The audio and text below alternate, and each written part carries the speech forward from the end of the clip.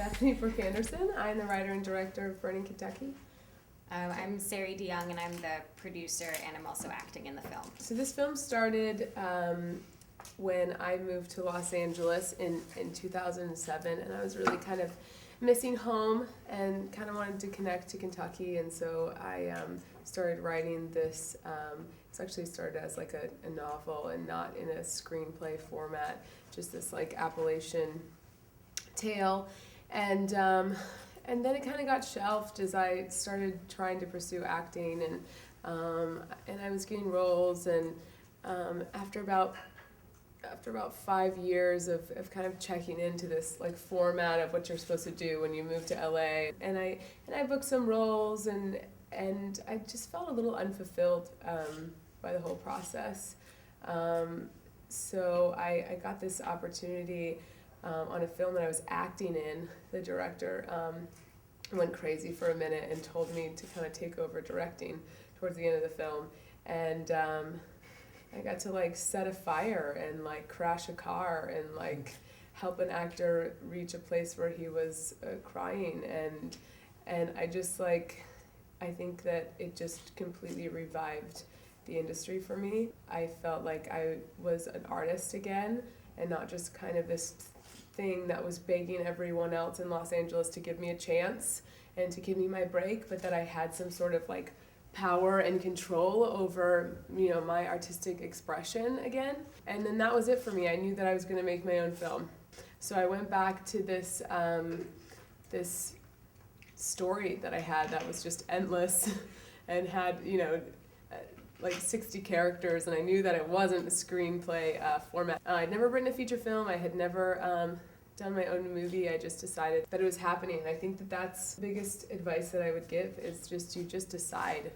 And it doesn't matter if you know how to do everything perfectly right away. You just learn. It's just like one bite at a time. So this mentor that allowed me to direct part of this film told me that he would send me to Sundance and set me up with meetings if I finished my draft. So I did. I showed up at Sundance and I handed in my first draft, and it was greeted with a lot of, oh, this is wonderful, this is amazing, oh, this is going to be so good. And it's not really what I wanted, because I knew it wasn't perfect. It was my very first screenplay. I knew it had problems, and so I knew that unless I was getting some hard critiques, it wasn't in the right hands yet. So then I gave it to a guy that maybe some of you know. His name's Charles Pogue. He wrote The Fly and Dragonheart. He's a Kentucky guy. And if you want criticism, that's the place to go. He took my script and graciously ripped it to shreds. He wrote on every single page, and sent me an article, and almost too much, to like an overwhelming point. And then he wrote and asked for, I was going through all of the notes, and then when I got to the end, he wrote me this letter, and he said, if these notes stop you from doing this project, then you're not a filmmaker or a writer. But if you absorb what I've said and then take it as you will and absorb what you want out of it and then start again and finish it, then you're a writer and a filmmaker. And I said, I am a writer and a filmmaker, so I'm going to take a couple days away to console my bruised ego, and then I'm going to get back in there, I'm going to write it again.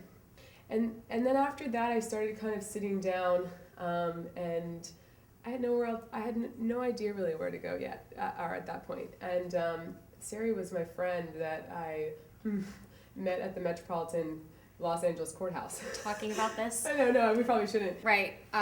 You know, Bethany and I have had really similar experiences in that we both moved to Los Angeles. I'm from New Mexico. We both moved to Los Angeles to pursue acting, and I don't know if it's our impatient natures and the need to just be working, but it takes a long time for things to get the ball rolling with that. Control freaks, maybe. There's that too.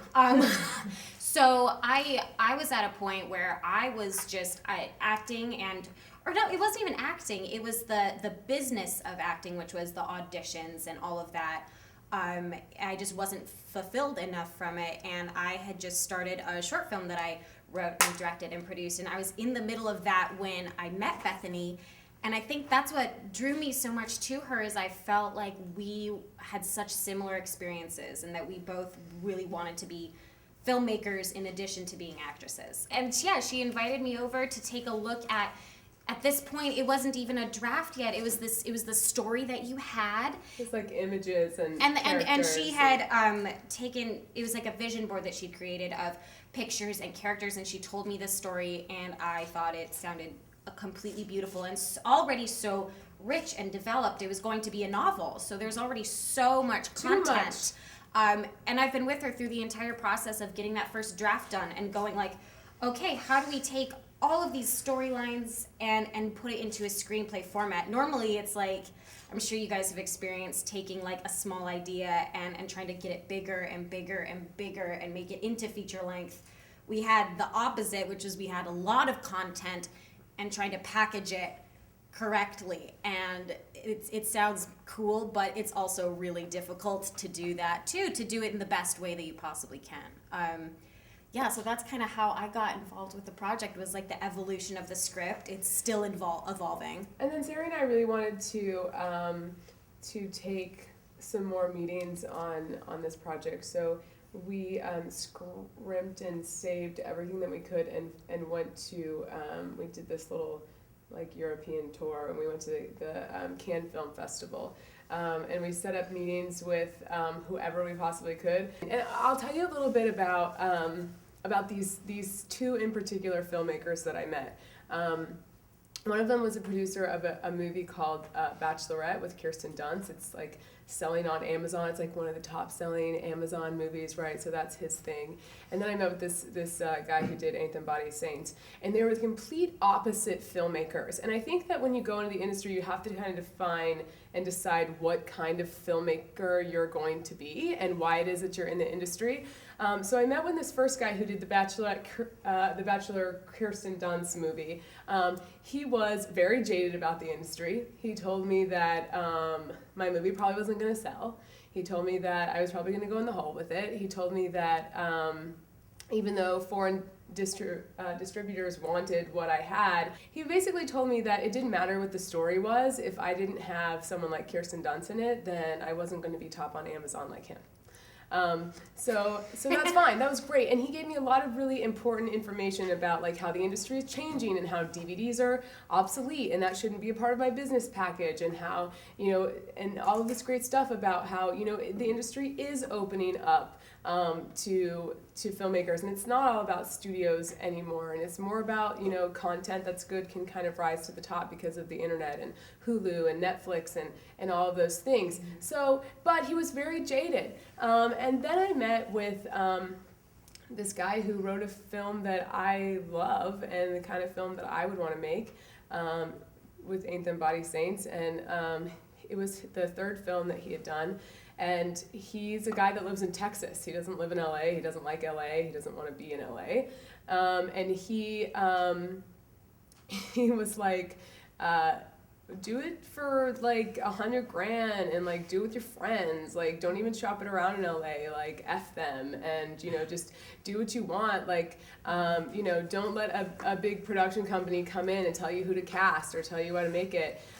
He was like, and who cares if the consumer wants to buy it? Like, it's your art. Like, make what you want to make. And I think that there is like this middle ground with that, and it's really hard because we're artists that are selling our work because we gotta pay the bills. So there is always this balance of what does the market need, and how much do I compromise myself as an artist? And I tend to lean a little bit more on the I'm not going to compromise at all. So sometimes I think it's good to have people that are like, hi. Maybe you should not just do whatever you want, so that maybe we can all eat tonight, because it's kind of weird. But he really inspired me because he was like, my first film, I shopped it around for a year to production company. Like, please help me make this.